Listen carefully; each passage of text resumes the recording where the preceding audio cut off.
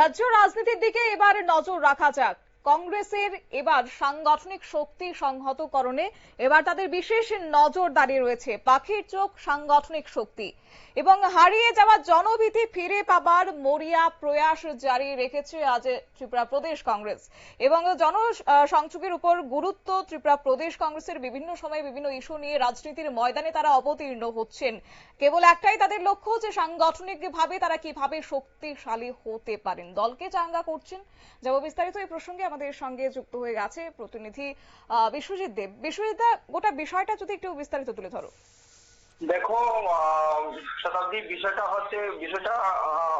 বিশ্লেষণ করতে হলে একটা পেছনের দিকে যেতে হবে। সেটা হচ্ছে যে 1978 সালে কিন্তু কংগ্রেস দলকে পরাজিত করে কিন্তু এই রাজ্যে বামেরা ক্ষমতায় এসছে। এরপর থেকেই কিন্তু কংগ্রেসের কবেই সাংগঠনিক ক্ষমতা কিন্তু সেখানে ক্ষয় পেয়েছে। এটা হচ্ছে রাজনৈতিক যারা বিশ্লেষক রয়েছেন তাদের অভিমত। এই অবস্থায় দাঁড়িয়ে কিন্তু 1988 সালে কিন্তু কংগ্রেস আবার ঘুরে দাঁড়িয়েছে, রাজ্যের ক্ষমতায় এসছে এবং 1988 থেকে 93 পর্যন্ত রাজ্যে ক্ষমতায় ছিল। ফের 1993 সালে এই রাজ্যে বামফ্রন্টের কাছে কিন্তু কংগ্রেসকে হারতে হয়েছে। এরপর বামফ্রন্ট একাধিক্রমে 2018 সাল পর্যন্ত কিন্তু সেখানে রাজ্যের ক্ষমতায় ছিল।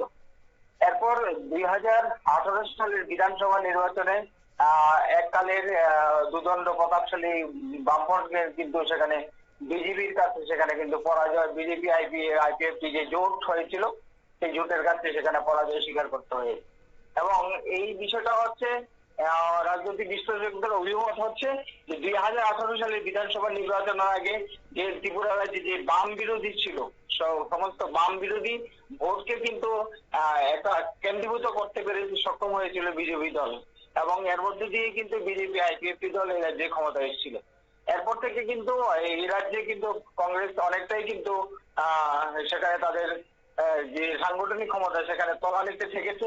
এই অবস্থায় দাঁড়িয়ে তারা সংগঠনকে শক্ত মজবুত করার জন্য কিন্তু তারা কেন্দ্রের থেকে অর্থাৎ আইসিসি থেকে, অল ইন্ডিয়া কংগ্রেস কমিটি থেকে বারবার বলা হলেও কিন্তু প্রদেশ কংগ্রেস কমিটি সেখানে চেষ্টা করলেও কিন্তু তারা মোটের উপর সেখানে ঘুরে দাঁড়াতে পারেনি।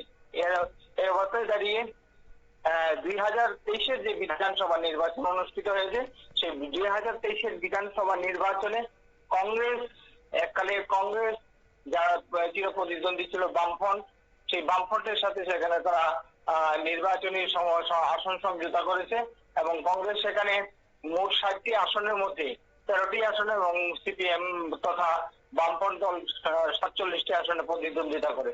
এর মধ্যে কংগ্রেস সেখানে সর্বসাকুল্যে 3টি আসন জয়লাভ করে আর বামফ্রন্ট জয়লাভ করে 11টি আসনে। যদিও পরবর্তী সময়ে বক্সনগর আসনে সেখানে বামফ্রন্টের বিধায়কের অকাল মৃত্যু হয় এবং পরবর্তী সময় উপনির্বাচনে কিন্তু বামফ্রন্ট সেখানে সেই আসনটি হেরে যায়। সে যাই হোক, এই অবস্থায় দাঁড়িয়ে বর্তমানে কিন্তু রাজনৈতিক বিশ্লেষকদের অভিমত হচ্ছে যে কংগ্রেসের যে সাংগঠনিক ক্ষমতা, সেই সাংগঠনিক ক্ষমতা ঘুরে দাঁড়ানোর জন্য তারা কিন্তু ইতিমধ্যে বিভিন্ন প্রোগ্রাম দিতে শুরু করার চেষ্টা করছে।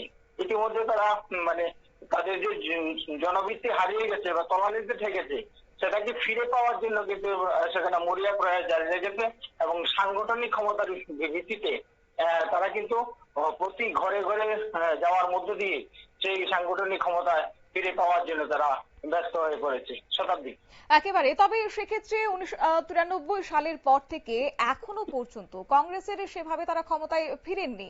আর সেই দীর্ঘ সময়ে তাদের কংগ্রেসের না ফেরার, শাসন ক্ষমতায় না ফেরার মূল কারণে কি তবে সাংগঠনিক দুর্বলতা?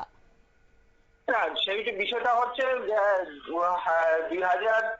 1993 সাল থেকে এখনো পর্যন্ত কংগ্রেস রাজ্যে ক্ষমতা ফিরেনি, এটা ঠিক। কিন্তু কংগ্রেসের যে সমস্ত নেতৃত্বরা আছে রাজনৈতিক বিশ্লেষকদের মতে তাদের একাংশে কিন্তু অন্য দলে গিয়ে কিন্তু সেখানে তারা যে রাজমসনদ বা রাজভোগ সেখানে কিন্তু তারা ভোগ করেছে। আবার যথারীতি তারা অনেকে হয়তো কংগ্রেসে ফিরে এসে, আবার অনেকে হয়তো সেই দলে রয়ে গেছে। কিন্তু মোটের উপর কংগ্রেস দল কিন্তু একক ক্ষমতায় বা সেখানে একটা সময় যখন 1988 সালে কংগ্রেস এবং টিএস জোট রাজ্যে ক্ষমতায় ছিল, সেই জোটের সেখানে নেই কংগ্রেসের। সেই অবস্থায় দাঁড়িয়ে তাদের যে সাংগঠনিক ক্ষমতা সেখানে কিন্তু তলানিতে থেকেছে। এই অবস্থায় দাঁড়িয়ে তারা ঘুরে দাঁড়ানোর জন্য আসন্ন, অনেকে বলছেন যে আসন্ন যে এডিসি নির্বাচন কিংবা আসন্ন যে পৌর নিগম নগর পঞ্চায়েত ইত্যাদি যে নির্বাচনগুলো রয়েছে সেগুলিকে পাখির্য করে সাংগঠনিক শক্তিকে বিস্তারের জন্য ইতিমধ্যে কংগ্রেস মাঠে নেমে পড়েছে। শতাব্দী।